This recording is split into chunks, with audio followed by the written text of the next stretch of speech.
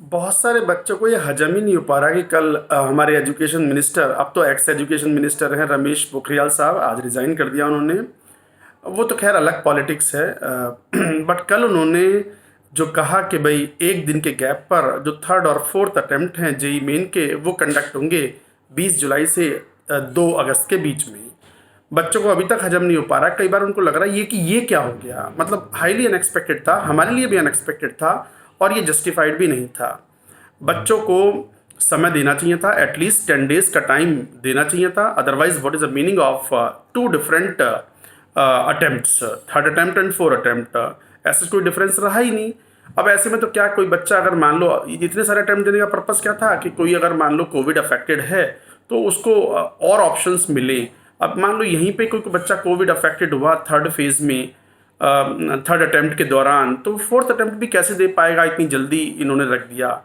But अब रख दिया तो रख दिया, और इतनी आनन फानन में सारी चीज़ें हुई हैं कि अब इससे एक चीज़ समझ में आती है कि जेई एडवांस्ड में भी ये बहुत ज़्यादा समय शायद नहीं लगाएंगी।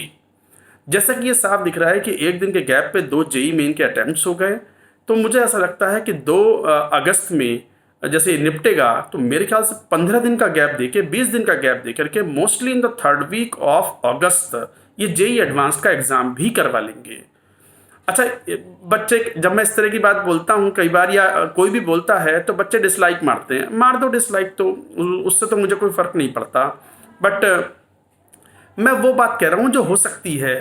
आपने एक्सपेक्ट किया था, इवन मैंने भी एक्सपेक्ट नहीं किया था, किसी ने एक्सपेक्ट नहीं किया था कि कल जो है एजुकेशन मिनिस्टर इस तरीके से 2 अटेम्प्ट्स को आपके सामने रखेंगे। तो इससे मानस मालूम पड़ता है, इससे पता चलता है कि जो गवर्नमेंट है शायद कुछ प्रिडिक्ट कर रही है कि थर्ड वेव हो सकता है कि अगस्त के एंड में या सितंबर में कभी आए।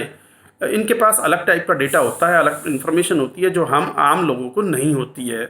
तो कहने का मतलब ये है कि जेई एडवांस्ड भी थर्ड वीक ऑफ अगस्त में हो सकता है। ऐसे अनप्लेजेंट सरप्राइज आपके सामने जेई एडवांस्ड के लिए ना आए तो मेरे ख्याल से आपको अभी से तैयारी करनी चाहिए। अभी प्रॉब्लम क्या है बच्चों के सामने? अभी ये है कि सर हम तो अभी आजकल कुछ तैयारी खास कुछ कर नहीं रहते, हमें तो पता ही नहीं था कि एग्ज़ाम कब होगा। हमारे टीचर्स ने, किसी ने कहा कि अगस्त के एंड में होगा जेई मेन के बचे हुए अटेम्प्ट, किसी ने कहा सितंबर में होगा, तो हम तो पढ़े थे बस ऐसे ही। और सभी ऐसे पढ़े थे, सभी सोच रहे थे, आ गया ना एग्ज़ाम एकदम से।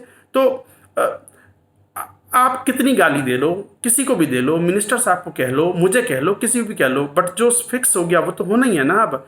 तो यार मेरे ख्याल से there is no point of thinking much about it. जल्दी से जल्दी इस चीज़ से बाहर आएँ और बाकी जो 11-12 दिन बचे हुए हैं उनकी तैयारी बढ़िया से करें, अपना रिवीजन करें। हालांकि 11-12 दिन तो बहुत कम होते हैं भाई रिवीजन के लिए। अगर आपका रिवीजन पहले से अच्छा चल रहा है तो फिर ये 11-12 दिन कम नहीं पड़ेंगे। बट आप बिल्कुल ढीले पड़े हुए थे और रिवीजन नहीं चल रहा है तो फिर तो आपको 11-12 दिन में आपको क्या करना होगा? मैं केमिस्ट्री की बात करूं तो आपको फिजिकल के तो बस फॉर्मूले रिवाइज करो, चैप्टर रिवाइज हो जाता है।